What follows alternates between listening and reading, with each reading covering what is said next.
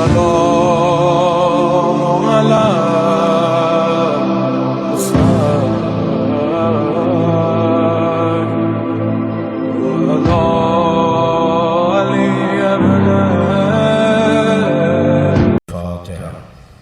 بسم الله الرحمن الرحيم الحمد لله رب العالمين الرحمن الرحيم مالك يوم الدين إياك نعبد وإياك نستعين اهدنا الصراط المستقيم صراط الذين أنعمت عليهم غير المغضوب عليهم ولا الضالين صل على محمد وعلى محمد. أعوذ بالله من الشيطان الرجيم بسم الله الرحمن الرحيم الحمد لله الذي لا يبلغ مدحته القائلون ولا يحصي نعماءه العادون ولا يعدي حقه المجتهدون الذي ليس لصفته حد محدود ولا نعت موجود ولا وقت معدود ولا أجل ممدود فطر الخلائق بقدرته ونشر الرياح برحمته الصلاة والسلام على الرسول المسدد المصطفى الأمجد المحمود الأحمد سيدنا ومولانا ومولى الكونين جد الحسن والحسين عاني أبا القاسم محمد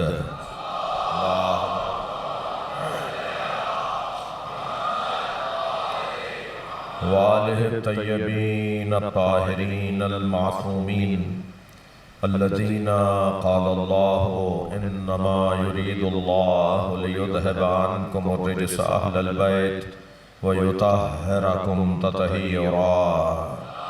اللهم صل على محمد وعلى محمد.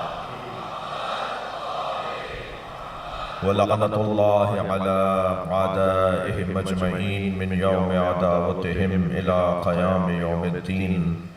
أما بعد، قال الحكيم في قرآن الكريم بسم الله الرحمن الرحيم إنما المؤمنون إخوة فأصلحوا بين أخويكم واتقوا الله لعلكم ترحمون. صلوات.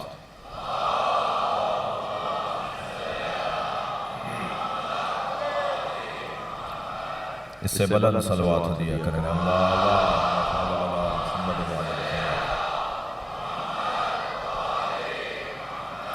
اس سے بھی بلند ممکن ہے. اللہم صل علی محمد وعلی محمد. قال رسول اللہ صلی اللہ علیہ وآلہ وسلم ارفعوا اصواتکم عند الصلاة علیہ. رسول اللہ صلی اللہ علیہ وآلہ وسلم فرماتے ہیں اپنی آوازوں کو مجھ پر صلوات پڑھتے ہوئے بلند رکھو.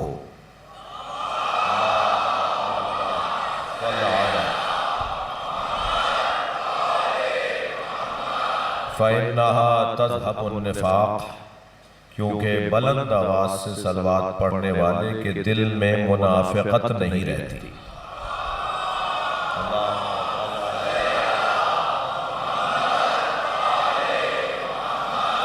سب سے بڑی بیماری، چند بیماریوں میں سب سے بڑی بیماری وہ منافقت کی ہے. منہ پہ کچھ اور دل میں کچھ.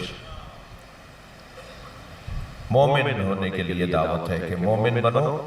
اس میں سے ایک رستہ، مومن بننے کا ایک رستہ، اپنی آوازوں کو اس وقت بلند کرو کہ جب مجھ محمد مصطفیٰ پہ صلوات پڑھی جا رہی ہو. اللہم صل علی محمد وعلی محمد. میرے محترم حاضرین، معظم سامعین، جانتے ہیں کہ گزشتہ 4 سال سے سورہ مبارکہ حجرات کی تفسیر کا بیان ہے، اور یہ 4تھا سال ہم 10ویں آیت سے اور 18ویں آیت تک جانے کی کوشش کریں گے. پہلے سال ہم پہلی 2 آیتوں پر ہی رکے رہے سارے عشرے میں. 18 آیتیں ذہن تازہ کر رہا ہوں آپ کا، ہر سال مجھ سے یہ بات سن چکے ہیں آپ. 18 آیتیں ہیں. سورہ یہ مدنی ہے، 26ویں پارے میں ہے. سورہ مبارکہ حجرات. اس سورہ کو حجرات بھی اس لیے کہتے ہیں کہ نبی کے حجروں کا، نبی کے گھر کا تذکرہ اس کے اندر ہے. یہ سورہ تعظیم مصطفیٰ کا سورہ ہے. یہ سورہ نبی مکرم کے ادب کا سورہ ہے کہ نبی کا ادب امت کو رکھنا ہے. اور جو امت مصطفیٰ ہو اور نسبت مصطفیٰ سے بے ادب ہو تو پھر وہ امت مصطفیٰ کہلانے کے قابل نہیں ہے. امت مصطفیٰ ہے تو نسبت مصطفیٰ سے اس کو مؤدب ہونا پڑے گا. جسے اقبال کہتے ہیں کہ در دل مسلم مقام مصطفیٰ است، آبرو ماں ز نام مصطفیٰ است. مسلمان کے دل کا حاکم سرکار محمد مصطفیٰ ہیں، اور ہماری عزت اور ہماری آبرو بھی اگر ہے تو وہ نبی کی وجہ سے ہے. تو اگر کوئی یہ چاہتا ہے کہ وہ اپنی آبرو بڑھائے تو بھی رستہ یہی ہے. تمہارا جب بڑا ہی تمہارے نزدیک بڑا نہیں ہے تو پھر تم بڑے کیسے بنو گے؟ صلوات پڑھ لیں ذرا محمد وآلہ میں.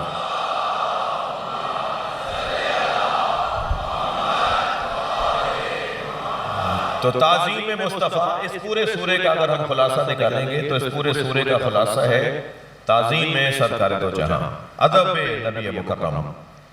پہلی 5 آیتیں نبی کے بارے میں خاص طور پر بیان ہوئی سورہ حجرات کی، کہ جس میں آواز آئی کہ یا ایھا الذین آمنوا لا تقدموا بین یدی اللہ ورسولہ.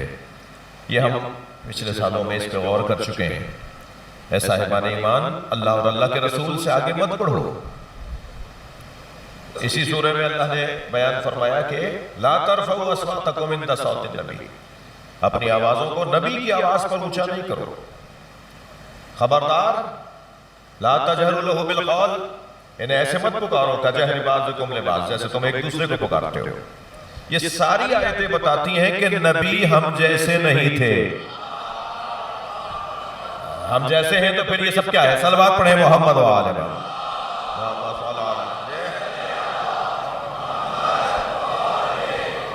نبی کا مقام، نبی کی عظمت.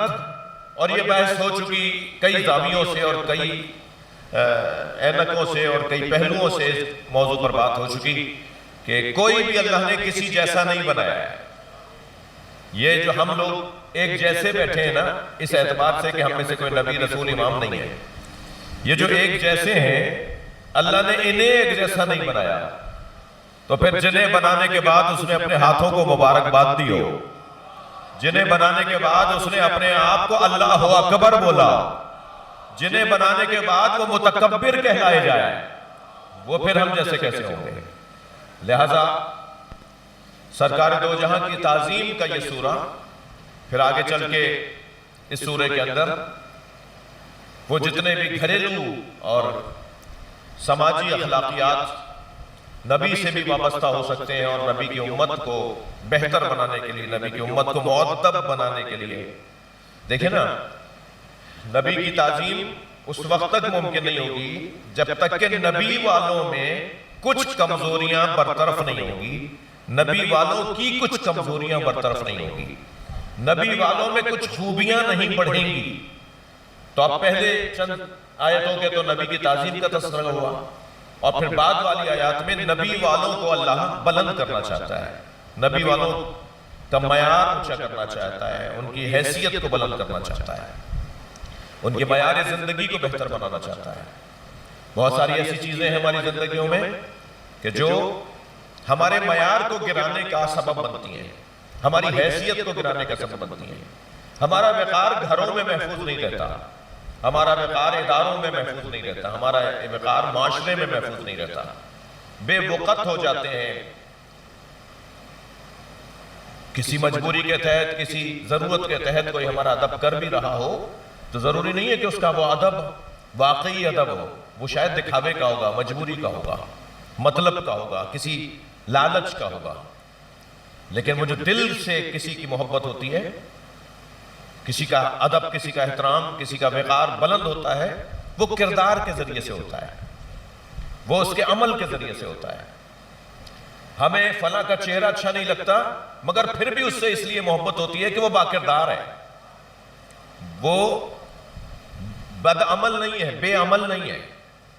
اب آپ انہی دنوں میں جو حالات گزشتہ 90 دنوں میں اور 100 دنوں میں ہوئے، کیوں تشیع کی طرف، کیوں اہل بیت والوں کی طرف، کیوں حسینیوں کی طرف توجہ بڑھی ہے؟ اس لیے کہ کردار نے اپنا تعارف کروایا ہے۔ صلوات پڑھ لیں محمد و آل محمد۔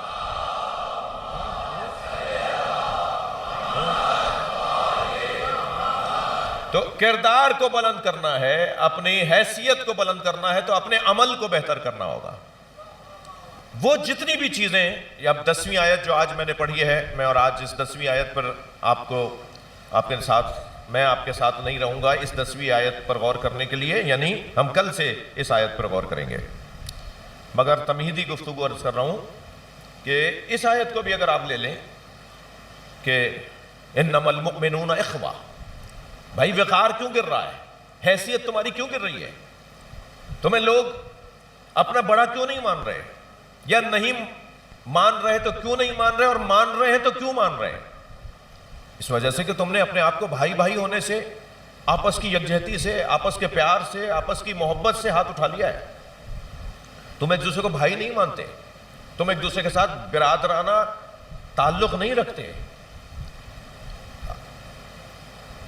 کسی فورم پر کوئی صاحب کہہ رہے تھے کہ فلاں لوگوں کو تو ہم ایک اشارے پہ، اور فلاں لوگوں کو تو ہم ایک چائے کی پیالی پہ، اور فلاں لوگوں کو تو ہم ایک ٹیلی فون پہ ہی سیدھا کر دیں، مگر کچھ لوگ ہیں جو مٹھی کی طرح بند ہیں، وہ ہم سے کھلتے نہیں ہیں۔ یہ جو مٹھی کی طرح بند ہونا ہے نا، میں اس سے زیادہ صراحت نہیں کر سکتا تھا جس کی طرف میں نے اشارہ کیا ہے۔ کچھ قومیں ایسی ہیں، کچھ لوگ ایسے ہیں، کچھ برادریاں ایسی ہیں کہ جو مٹھی کی طرح بند ہیں۔ انگلی کو موڑا توڑا جا سکتا ہے، مٹھی کو موڑ کے دکھاؤ۔ یہ جتنا آپس میں یہ جمع ہو کر ایک جگہ آنا شروع ہو جاتی ہیں، اتنی اس میں طاقت بڑھ جاتی ہے۔ اب یہ ایک انگشت نہیں ہے، یہ 5 انگلیوں کی طاقت ہے۔ یہ جو 5 انگلیوں کی طاقت ہے، جو مٹھی کی طرح انسان، جب میں مٹھی کہہ رہا ہوں، مکہ نہیں کہہ رہا، صلوات پڑھیں ذرا محمد والی، اللہم صلی علی۔ نہیں، ہم مکے والے لوگ نہیں ہیں، توجہ ہے حضرات کے، ہم لڑنے بھیڑنے والے لوگ نہیں ہیں۔ ایک اور صلوات پڑھیں محمد و آل محمد۔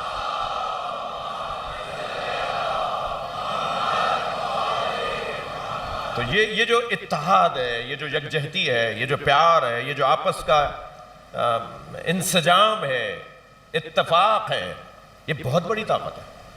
اور یہی اگر نہ ہو تو یہی بہت بڑی کمزوری ہے۔ یعنی امت مصطفیٰ کے، سرکار کی امت کے معیار کو بلند کرنے کے لیے اس سورے میں ہر وہ پیغام اللہ نے نازل کیا جو امت مصطفیٰ کے معیار کو بلند کر سکتا ہے۔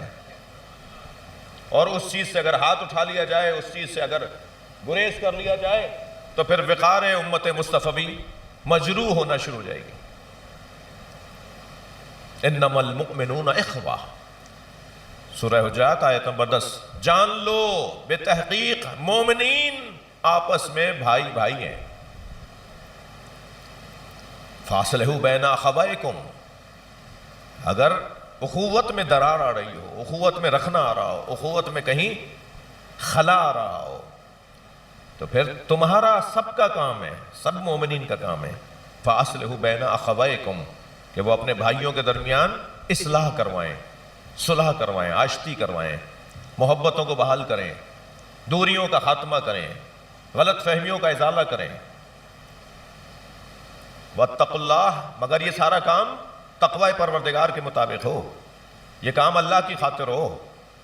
واتقوا اللہ لعلکم ترحمون، تم اللہ کے حوالے اپنا کام کر کے کام کرو، اللہ کی خاطر اپنا کام کرو، لعلکم ترحمون، شاید کہ تمہارے اوپر رحم ہونا شروع ہو جائے، شاید کہ تمہارے اوپر اللہ کا کرم بڑھنا شروع ہو جائے۔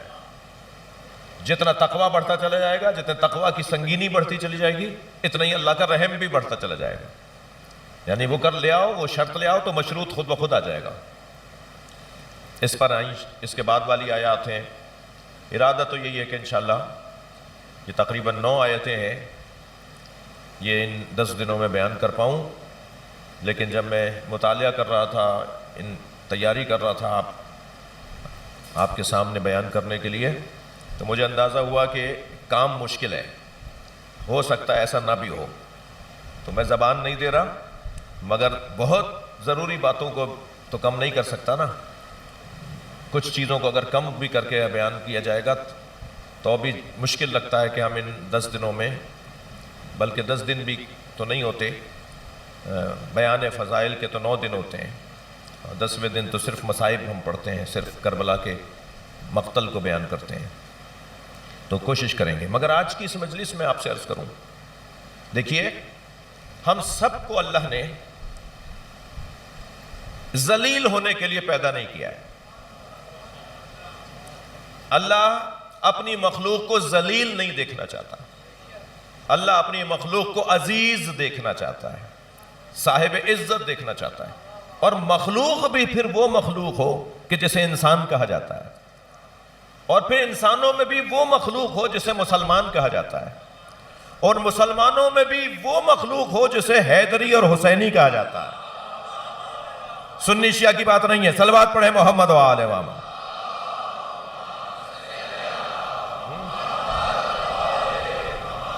ہر حسینی کو اللہ نے عزیز ہونے کے لیے خلق کیا ہے۔ لفظوں کو بدل کے بھی کہہ سکتا ہوں، ہر عزیز کو اللہ نے حسینی بنایا ہے، ہر عزت والے کو اللہ نے حسینی بنایا ہے، اور یہ میں نہیں کہہ رہا، یہ سرکار کا فرمان بشارت دے رہا ہے، من احب حسینہ، صلوات پڑھیں محمد و آل محمد۔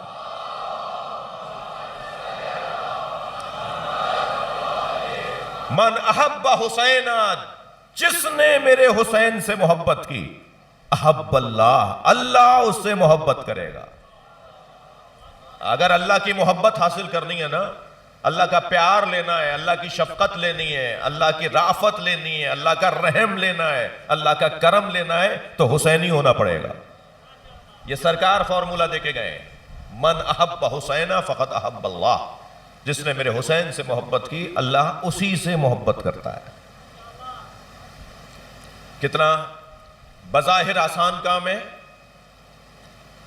شناختی کارڈ کی حیثیت سے دیکھیں تو کتنا آسان کام ہے، علامت اور نشانی اور تعارف کے حساب سے دیکھیں تو کتنا آسان کام ہے۔ کون ہو؟ حسینی ہو، کون ہو؟ مولا علی کا شیعہ ہو، کون ہو؟ اہل بیت پنجتنی ہو۔ ایک جملہ لگا، ایک جملہ کہنے کو کہہ دیا، ایک لفظ میں کہہ دیا، مگر کیا ایسا ہی ہے؟ بال سے زیادہ باریک ہے، آگ سے زیادہ گرم ہے، تلوار کی دھار سے زیادہ تیز ہے۔ یہ جو مولا علی نے فرما دیا کہ جو میری محبت کا لباس اوڑھنے کو تیار ہے، وہ فقر اور پریشانیوں کا لباس اوڑھنے کو تیار ہو جائے۔ مولا علی سے محبت، اس گھرانے سے پیار مشکل آور ہے، مشکل آور، مشکل ساز ہے۔ یہ جو مجمع اس وقت جن کی خدمت میں میں حاضر ہوں، آپ کی خدمت میں میں حاضر ہوں، آپ کا نوکر ہوں، یہ جو مجمع ہے یہ دشمنی مول لینے والا مجمع ہے۔ ہم لوگ دشمنیاں مول لیتے ہیں، ہم لوگ دشمنیاں مول لیتے ہیں، ہمیں پتہ ہے کہ یہ سب کچھ جو کچھ ہم کر رہے ہیں کرتے ہیں، اس کے عوض ہمیں اس کا نقصان اٹھانا پڑے گا، اٹھاتے آئے ہیں، اٹھاتے رہیں گے، مگر وہ کون سی چیز ہے جو ہمیں مطمئن رکھتی ہے؟ میں نے یہ شاید چند سال پہلے اسی ممبر سے جملہ کہا تھا کہ ہمارا دشمن اس قابل نہیں ہے کہ ہم اسے اپنا دشمن مانیں۔ جملہ سنیں، ہمارا دشمن اس قابل نہیں ہے کہ ہمیں اسے اپنا دشمن مانیں، اس لیے کہ وہ ہمیں مار کر مضطرب ہے، ہم مر کے مطمئن ہیں۔ صلوات پڑھ لیں محمد و آل محمد پر۔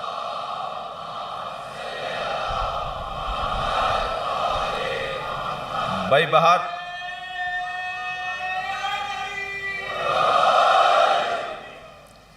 میرے سنی بھائی،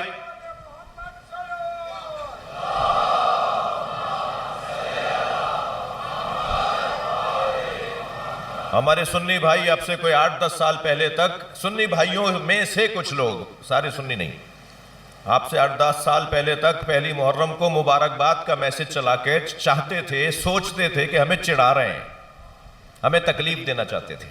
مبارکباد کے میسج چلتے تھے باقاعدہ، سال کا پہلا دن، نیا سال۔ اب کم سے کم مبارکباد کے میسج بند ہو گئے ہیں۔ صلوات پڑھ لیں۔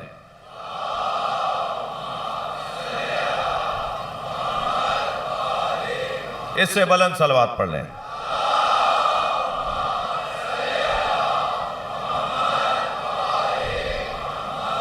توجہ ہے حضرات کی؟ میرے مولا حسین کے سامنے ایک صحابی محترم نے ایک آیت کی تلاوت کی، اور آیت ہے وَمَا خَلَقْتُ الْجِنَّ وَالْإِنسَ إِلَّا لِيَعْبُدُونَ۔ اللہ ارشاد فرما رہا ہے میں نے خلق نہیں کیا جن کو اور انس کو، جنوں کو اور انسانوں کو، إِلَّا لِيَعْبُدُونَ، مگر میں نے خلق کیا ہے تو اس لیے تاکہ وہ عبادت کریں۔ ترتیب میں بھی پہلے جنوں کا ذکر ہے، اور تخلیق میں بھی جن پہلے خلق ہوئے ہیں۔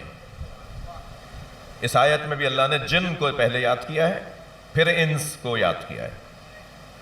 وَمَا خَلَقْتُ الْجِنَّ وَالْإِنسَ إِلَّا لِيَعْبُدُونَ۔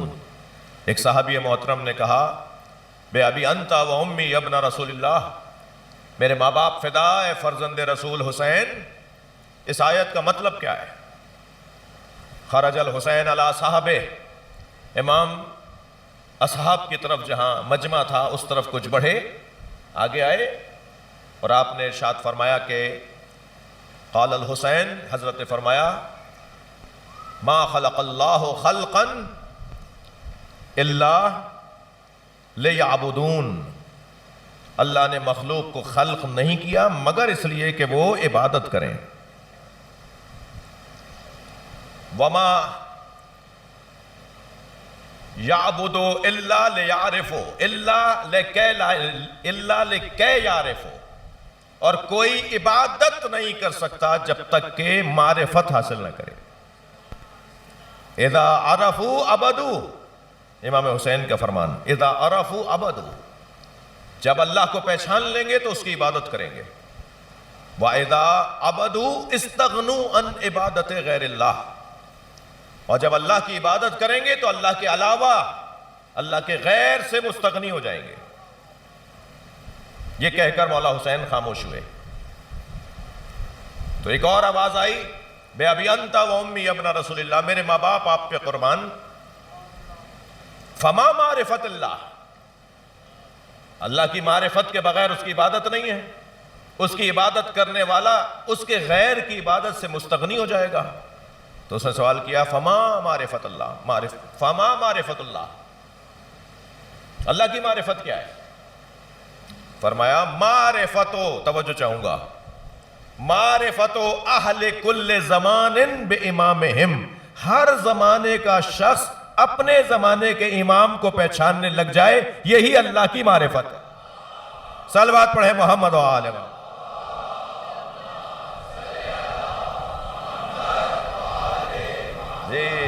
جی من ماتا ولم یعرف امام زمانہ فقط ماتا میتتن جاہلیہ، جو مر جائے اور اپنے زمانے کے امام کی معرفت نہ رکھتا ہو وہ کفر کی، جاہلیت کی موت گویا مرا۔ سنی شیعہ نے اس روایت کو، اس حدیث کو لکھا ہے۔ ہر زمانے کے ہر شخص کو اپنے زمانے کے امام کی معرفت اگر حاصل ہو جائے تو گویا اسے اللہ کی معرفت حاصل ہو گئی۔ یہ مجمع، یہ محرم کا آغاز، یہ محرم کی پہلی تاریخ کی مجلس مجھ سے تقاضا کرتی ہے کہ میں فلسفہ عزا، فلسفہ مجالس، مقصد عزاداری، اس پر تھوڑی سی آپ کی توجہ چاہوں۔ یہ جوان، یہ بچہ، یہ جس شوق سے ان 10 دنوں میں حاضر ہوتا ہے، یہ شوق، ذوق، یہ جاذبیت، یہ کیفیت سال بھر نہیں رہتی۔ اپنے ساتھ چند اپنے ان دوستوں کو بھی لے کر آتا ہے، جو معمولاً مجلسوں میں نہیں جاتے. کیا کر رہے ہیں آپ؟ یہ کیوں کر رہے ہیں؟ یہ آپ کیا ہو گیا؟ یہ ہم مذہبی تنظیموں اور سیاسی جماعتوں کی طرف سے جب کوئی جلسہ کرتے ہیں کتنا خرچہ کرنا پڑتا ہے، 6 مہینے تک اشتہارات اور پمفلیٹ اور پبلسٹی، اور اس کے لیے محنت کرنی پڑتی ہے. تب بھی جب جلسہ ختم ہوتا ہے تو آپس میں اختلاف اس پہ ہوتا ہے کہ اتنے لوگ نہیں آئے جتنے ہم نے محنت کی، اتنے لوگ نہیں آئے جتنے ہم نے خرچہ کیا، لوگ نہیں آ سکے جتنا آنا چاہیے تھا. اور یہاں تو یہ اگر باب العلم کی انتظامیہ اشتہار نہ بھی لگائے تو لوگ پھر بھی ویسے ہی آئیں گے.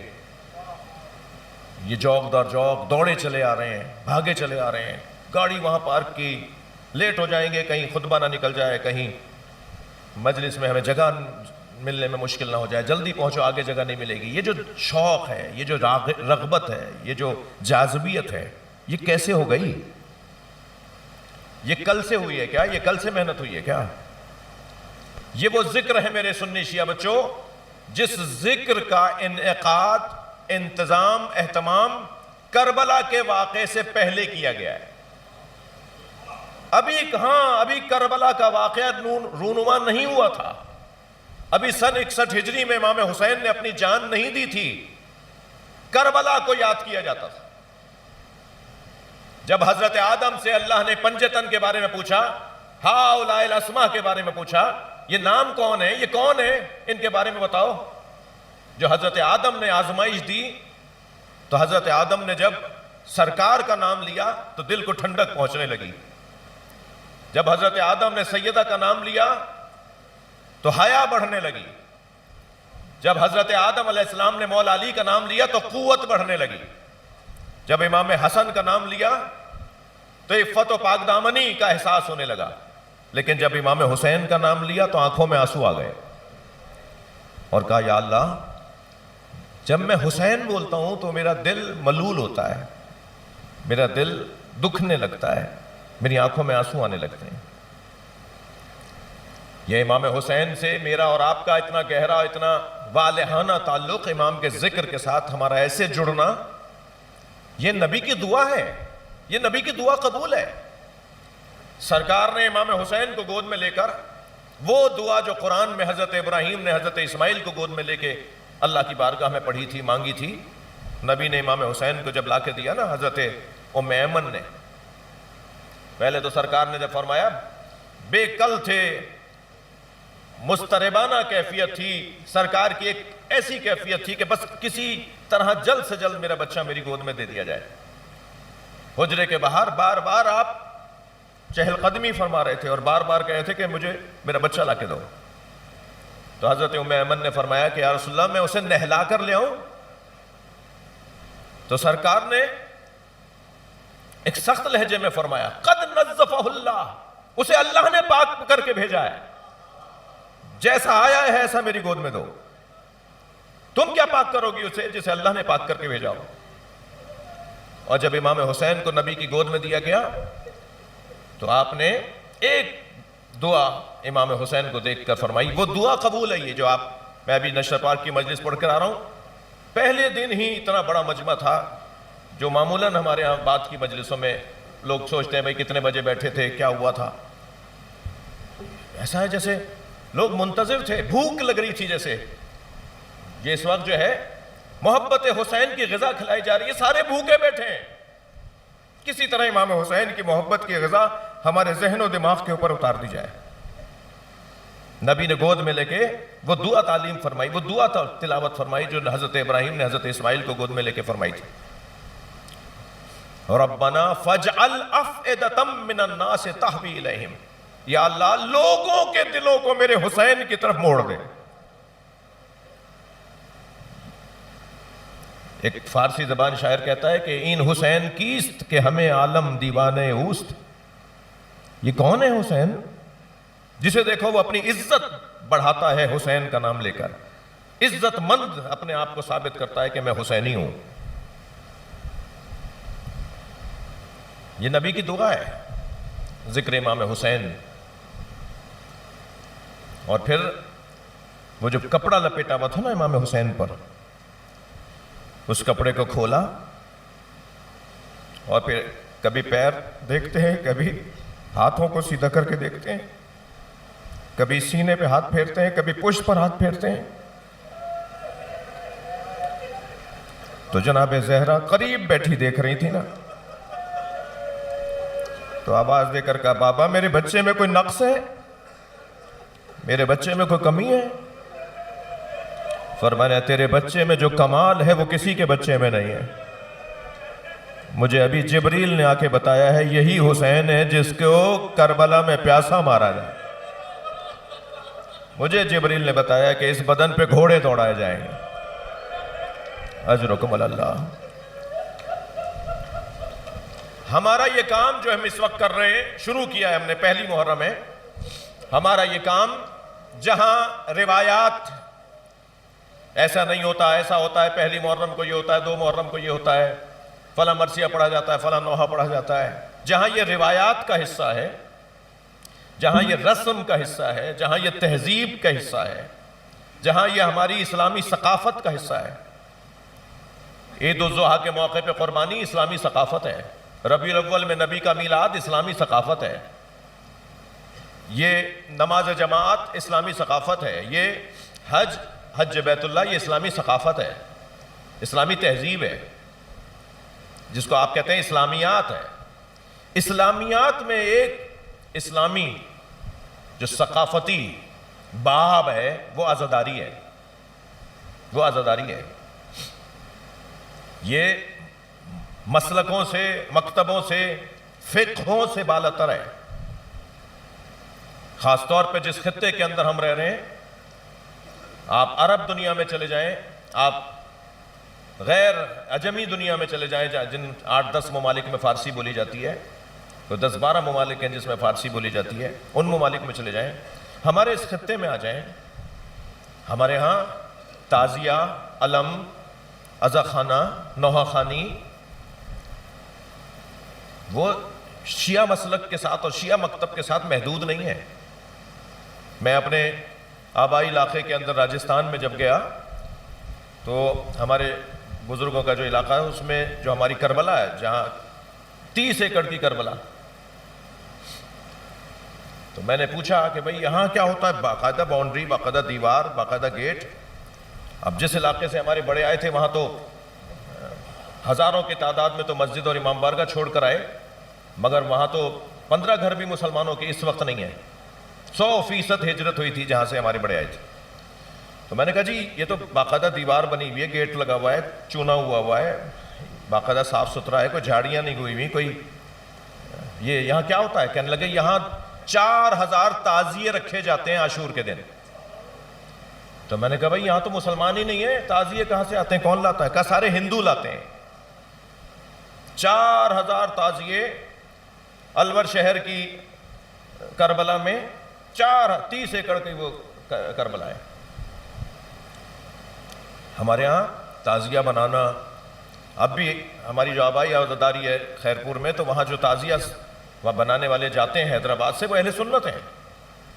کاریگر جو ہیں تعزیہ بنانے والے وہ اہل سنت ہیں جو وہاں بنانے جاتے ہیں۔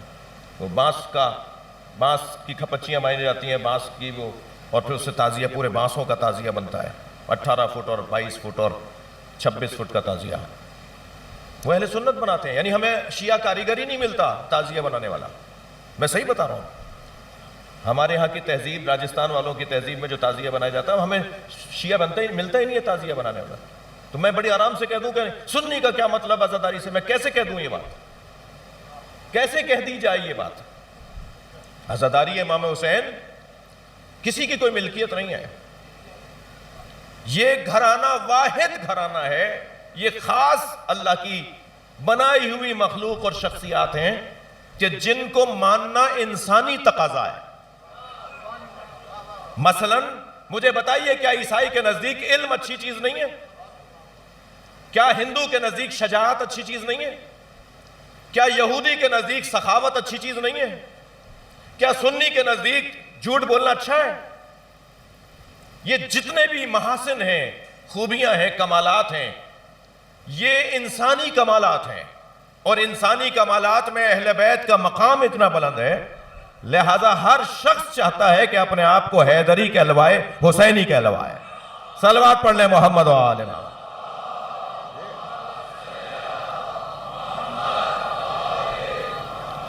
لہذا یہ عنوان، یہ انداز، یہ فطری مسئلہ ہے، فطری تقاضا ہے۔ ممکن ہے کہ وہ ایسے اور آپ ایسے اور وہ ایسے، کیا آپ کے درمیان نہیں ہے کہ امروہہ والے ایسا کرتے ہیں اور لکھنؤ والے ایسا کرتے ہیں اور راجستھان والے ایسا کرتے ہیں اور مثال حیدرآباد دکن والے ایسا نہ ہو مرثیہ پڑھتے ہیں اور پنجابیوں میں چکوال والوں کا ماتم ایسا ہے اور ملتان والوں کی عزاداری ایسی، سب ہمارے آپس میں نہیں ہے طریقے بدلے ہوئے۔ خود ایران میں اور عراق میں جو کچھ ہوتا ہے وہ یہاں نہیں ہوتا، جو یہاں ہوتا ہے وہ وہاں نہیں ہوتا۔ اصل جو عنوان ہے وہ ہے محبت اور وابستگی، اصل عنوان ہے تعلق۔ وہ تعلق کسی کا، اور کیا معلوم کس کا کیا مقام ہو مولا کے نزدیک، مجھے حق نہیں پہنچتا کہ میں اپنے آپ کو زیادہ معتبر مانوں اور دوسرے کو میں کمزور سمجھوں۔ در حسین پہ ملتے ہیں ہر مزاج کے لوگ، یہ دوستی کا وسیلہ ہے دشمنی کا نہیں۔ صلوات پڑھ لیں محمد و آل محمد۔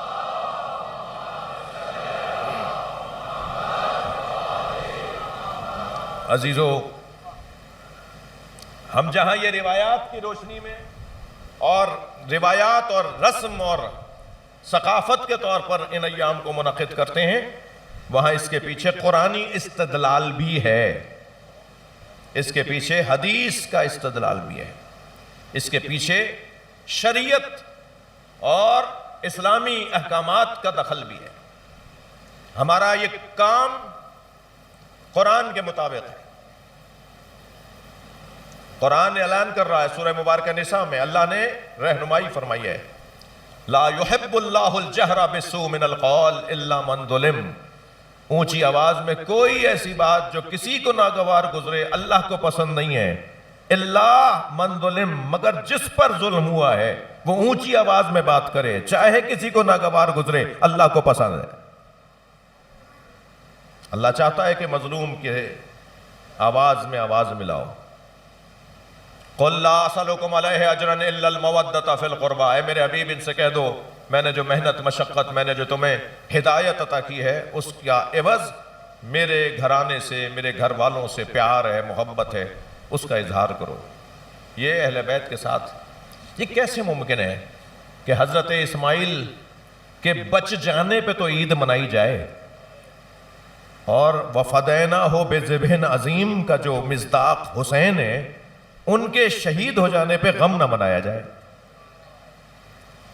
وہاں جانور آ گیا اور حضرت اسماعیل بچ گئے تو عید مناتے ہیں، خوشی۔ یہاں حضرت اسماعیل کو قربانی مؤخر کر دی ایک بڑی قربانی کے اوپر، وہ امام حسین، جسے اقبال کہتے ہیں اللہ اللہ بائے بسم اللہ پہ در، مانیے ذبح عظیم آمد پہ سر۔ یہ جو قرآن میں ذبح عظیم کا لفظ ہے یہ امام حسین ہے، تو اتنی بڑی قربانی پہ کیا غم نہیں منایا جائے گا؟ پھر آپ کہتے ہیں کہ صاحب زندہ و جاوید کا ماتم نہیں کرتے، تو نبی نے تو زندہ حسین کے اوپر گریہ کیا ہے نا، گود میں تھے نا امام حسین، آتے جاتے حسین کو دیکھ دیکھ کے روتے تھے نا۔ 3 سال کا سن تھا امام حسین کا، نبی سفر سے لوٹے، شدید تکان تھی سرکار کو، بی بی ام سلمہ رضوان اللہ تعالی علیہ سے فرمایا بی بی میں کچھ دیر کے لیے استراحت کر رہا ہوں، کوئی ملنے آئے تو اسے کہنا کہ نبی آرام کر رہے ہیں۔ ابھی حجرے میں گئے تھے کہ حسین دوڑے دوڑے آئے، حجرے میں جانے لگے تو بی بی نے روک کر فرمایا حسین تمہارے نانا آرام کر رہے ہیں۔ فرمایا نانی مجھے بھی روکا ہے؟ فرمایا تمہارے نانا نے تخصیص نہیں لگائی، مجھے کہا تھا جو آئے اسے کہہ دینا کہ نبی آرام کر رہے ہیں۔ یہ جملہ سن کر حسین مولا واپس جانے لگے۔ ابھی امام حسین چند قدم گئے تھے کہ حجرے سے نبی باہر آئے، سر پہ عمامہ نہیں تھا، حضرت کے گریبان کے بٹن کھلے ہوئے تھے، دوش پر عبا نہیں تھی، پیروں میں نالینیں نہیں تھیں۔ آپ باہر آ کر بی بی سے فرمانے لگے ام سلمہ تم نے حسین کو لوٹا دیا؟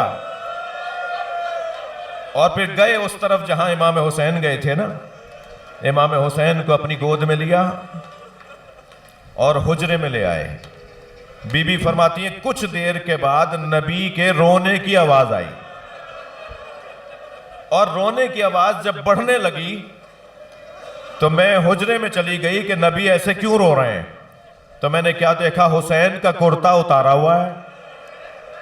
اجرکم اللہ، اجرکم اللہ۔ جن کے مذہب میں رونا جائز ہے تکلف کر کے نہ روئیں، اپنی آوازوں کو بلند کر رہے ہیں۔ پہلی محرم ہے، امام حسین کا کرتا اتارا ہوا ہے اور کبھی سینے کا بوسہ دے رہے ہیں، کبھی گلے کا بوسہ دے رہے ہیں، کبھی بازوؤں کا بوسہ دے رہے ہیں اور روتے جا رہے ہیں۔ بی بی نے فرمایا یا رسول اللہ آپ ایسے کیوں رو رہے ہیں؟ فرمایا مجھے جبریل نے بتایا اس بدن پہ گھوڑے دوڑیں گے۔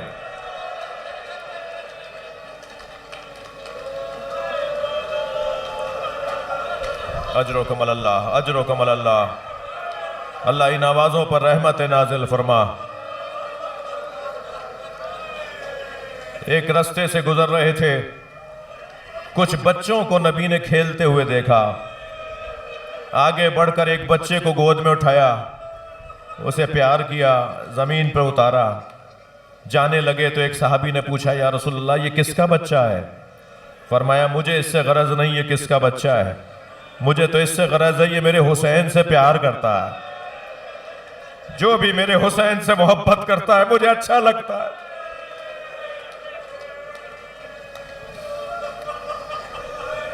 ایک گلی سے گزر رہے تھے، ایک گھر سے ایک بچے کے رونے کی آواز آئی۔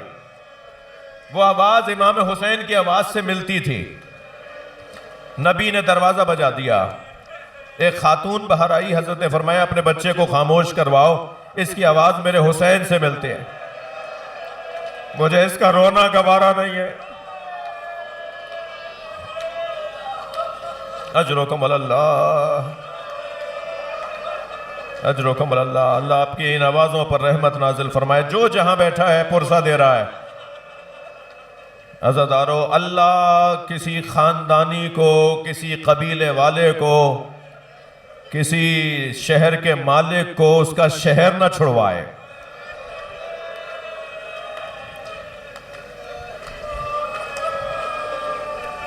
آبا و اجداد سے جو بسا ہوا ہو، آبا و اجداد سے جو وہاں کا زمیندار ہو، جہاں گھر گھر میں اس کے غلام رہتے ہوں، جہاں ہر گلی کے اندر اس کے چاہنے والے رہتے ہوں، جہاں اس کے نانا کا مزار ہو، جہاں اس کی ماں کی قبر ہو، اللہ ایسے کو اس کا شہر نہ چھڑوائے۔ ولید لانتی نے امام حسین کو خط پڑھ کے سنایا کہ یزید نے خط لکھا ہے کہ حسین کی بیعت لو، اور حسین بیعت نہ کریں تو حسین کا سر کاٹ کے بھیج دو۔ امام نے فرمایا کل سورج نکلنے دو، رات کے وقت میں تم مجھ سے بات کر رہے ہو، کل سورج نکلنے دو، سارے شہر کو جمع کرو، سارے مدینے کے سامنے دن کی روشنی میں مجھ سے سوال بیعت کرو۔ یہ کہہ کر امام جو لوٹے تو مروان نے ولید سے کہا اگر آج حسین چلے گئے تو پھر ہاتھ نہیں آئیں گے۔ تو امام مڑے اور غیظ کی کیفیت میں، غضب کی کیفیت میں فرمایا اتقتلنی انت ام ہوا یا ابن زرقا، اے بد کردار عورت کی اولاد، تو مجھے مارے گا یا تو مارے گا؟ جب امام کی آواز بلند ہوئی تو دربار کا دروازہ کھلا، جوانان بنی ہاشم عباس علمدار کی سالاری میں تلواریں کھینچے ہوئے دربار میں داخل ہوئے۔ عباس علمدار نے آگے بڑھ کر کہا مولا ان دونوں میں سے آپ کو کس نے تکلیف پہنچائی؟ اجرکم اللہ۔ امام نے دستہ شمشیر پر ہاتھ رکھا، فرمایا عباس یہ مدینہ ہے، کربلا نہیں ہے۔ اے میرے بھائی تمہیں تو جوہر شجاعت، اجرکم اللہ، اجرکم اللہ۔ مگر عزادارو، امام حسین نے مدینے کے دربارے گورنر کے دربار سے باہر نکل کر امام نے اپنے گھر کا رخ نہیں کیا، بلکہ جناب زینب کے گھر کی طرف چلے۔ جب دروازے پہ دستک ہوئی کنیز نے آ کے دیکھا کہ حسین کھڑے ہیں، ہاتھ پیر پھلائے گھر میں دوڑی، جناب زینب کو آواز دے کر کہا آقا زادی شہزادہ حسین آیا ہے۔ جناب زینب کس عجلت میں آگے بڑھی ہوں گی، سامنے سے حسین آتے نظر آئے۔ امام سے فرمایا بھیا آپ نے مجھے بلا لیا ہوتا میں حاضر ہو جاتی۔ کہا زینب بس اتنا بتانے آیا ہوں کہ ہم مدینہ چھوڑ رہے ہیں۔ زینب تیاری کرو ہم مدینہ چھوڑ کے جا رہے ہیں۔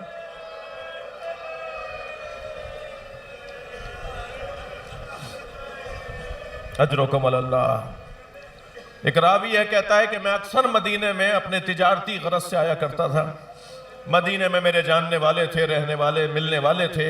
مدینے کے شہریوں کا ایک خاص انداز تھا، صاف ستھرے کپڑے پہنتے تھے، شکل صورت کے اپنے حلیوں میں بہت مہذب تھے، بہت ہی منظم انداز سے نبی کے ساتھ رہنے والے لوگ، نبی کے شاگردوں کا شہر، نبی کے صحابہ کا شہر، بہت ہی مہذب، بہت ہی مرتب زندگی گزارنے والے، تہذیب یافتہ شہر تھا۔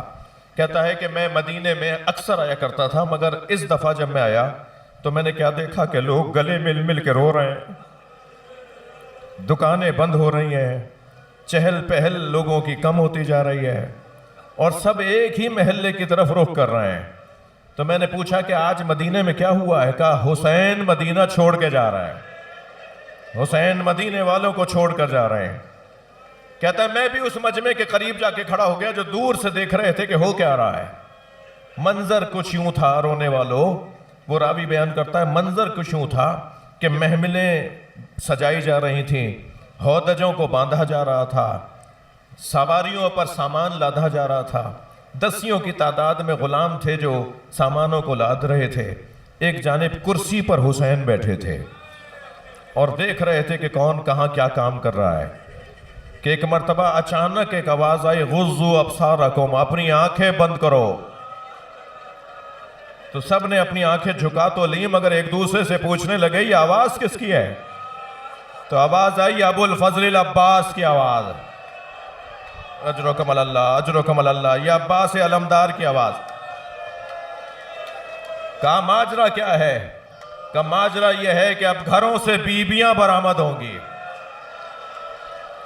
عزادارو، تاریخ کہتی ہے کہ گھر سے ایک بی بی برآمد ہوئی جن کے گرد بنی ہاشم کے جوانوں نے حلقہ باندھا ہوا تھا، اور اس بی بی کو ایک محمل پہ بٹھایا گیا، بٹھانے والا قاسم تھا۔ تو سب نے یہ طے کر لیا کہ یہ امام حسن کی زوجہ ہیں۔ اجرکم اللہ۔ کچھ دیر کے بعد پھر ایک اور بی بی برآمد ہوئی جن کے گرد پھر حلقہ باندھا گیا، اور اس بی بی کو بٹھانے والا علی اکبر تھا۔ سب کو یہ احساس ہو گیا کہ یہ علی اکبر کی ماں ام لیلہ ہے۔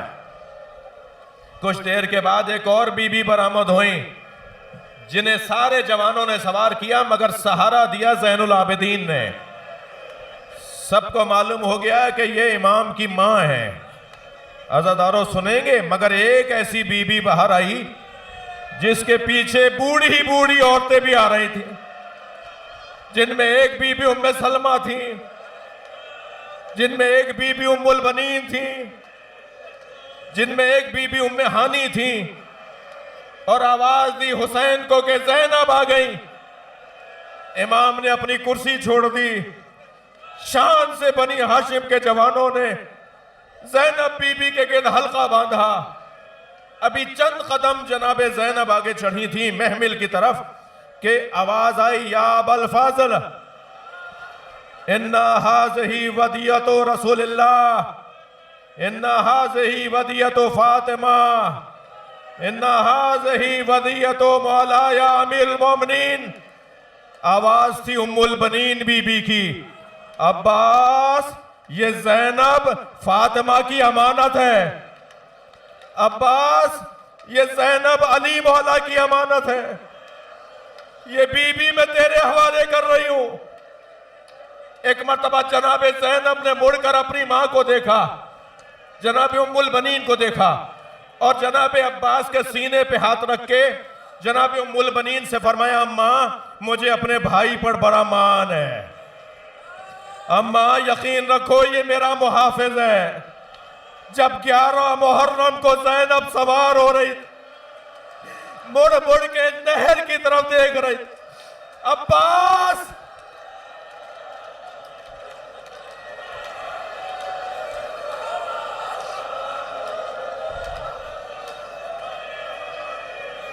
اجرکم اللہ اجرکم اللہ اجرکم اللہ اللہ آپ کو کسی غم میں نہ رلائے. ہو گئی مجلس, ہو گیا پرسا. اب تک بھی جس کی آنکھوں میں آنسو نہیں آئے ہیں وہ اللہ سے آنسو مانگے. وہ برابر میں بیٹھے روتے ہوئے شخص کے ساتھ ایک دعا کرے, یا اللہ ایک قطرہ حسین کا.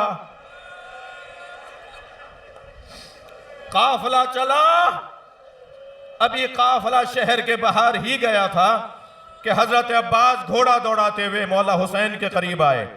آواز دے کر کہا, مولا ہمارے قافلے کے پیچھے ایک مختصر سا قافلہ چل رہا ہے. امام نے فرمایا, عباس پوچھا تم نے کس کا قافلہ ہے؟ کہ مولا صحابی رسول حضرت عبداللہ ابن عروہ غفاری رضی اللہ تعالیٰ عنہ کا قافلہ ہے. امام نے نبی کے صحابی کا نام سنا, فوراً ذوالجناح سے کہا, ذوالجناح مجھے نانا کے صحابی تک پہنچا. ذوالجناح لے کر جب امام کو نانا کے صحابی تک آیا تو 3 سواریوں پر مشتمل قافلہ, ایک پر بیٹا بیٹھا تھا, ایک پہ غلام بیٹھا تھا اور ایک پر صحابی رسول بیٹھے تھے. کمر خمیدہ تھی, بال سفید تھے, حالتوں میں راشا تھا, بڑھاپا ظاہر تھا. امام کو آتے دیکھا تو گھوڑے سے اترنے لگے. امام نے آگے بڑھ کے سہارا دیا, گلے سے لگایا, فرمایا, نانا کے صحابی اس بڑھاپے میں کہاں کا ارادہ ہے؟ اس ضعیفی میں آپ کہاں جا رہے ہیں؟ تو عبداللہ ابن عروہ غفاری نے کہا, حسین تم کم سن تھے, نبی خطبہ دے رہے تھے, تم مسجد میں آئے, تمہارا پیر تمہارے کرتے میں الجھا, تم زمین پر گرے, نبی نے ممبر چھوڑ دیا, تمہیں اپنی آغوش میں لے کر ممبر پہ بیٹھے اور سارے صحابیوں کو مخاطب کر کے کہا, میرے حسین کو غور سے دیکھو, اگر میرا حسین مدینہ چھوڑے اور اس کے ساتھ اس کے بچے بھی جا رہے ہوں اور تم میں سے کوئی زندہ ہو تو میرے حسین کا ساتھ ضرور دینا. حسین میں بوڑھا ضرور ہوں مگر مجھے نبی کی وصیت پہ عمل کرنا ہے. امام نے روتے ہوئے گلے لگا کے پیار کیا, سہارا دے کے فرمایا, چلیے پھر ہمارے ساتھ چلیے, سنیں گے؟ عبداللہ ابن عروہ غفاری نے کہا, مولا آپ کا قافلہ آگے چلے گا, میرا قافلہ پیچھے چلے گا. امام نے فرمایا, اکیلے کیوں رہنا چاہتے ہیں؟ ہمارے ساتھ چلیے, علی اکبر آپ کی خدمت کریں, عباس آپ کی خدمت کریں. کہا, نہیں حسین تم آگے چلو گے, ہم پیچھے چلیں گے. امام نے جب دوبارہ پوچھا کہ ایسا کیوں ہے؟ کہا, حسین اس قافلے میں زینب ہے. میں کہوں گا عبداللہ 11 محرم کو دیکھتے زینب چادر مانگتی رہ گئی, کوئی نہ تھا جو نبی زادیوں کو چادر لا کے دیتا.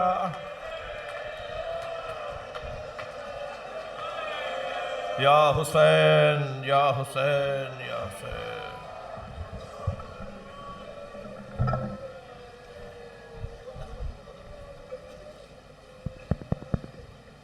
چھٹ رہا ہے نانا کا آستاں میری زینب, اور چھٹ رہا ہے نانا کا آستاں میری زینب. ارے بھائی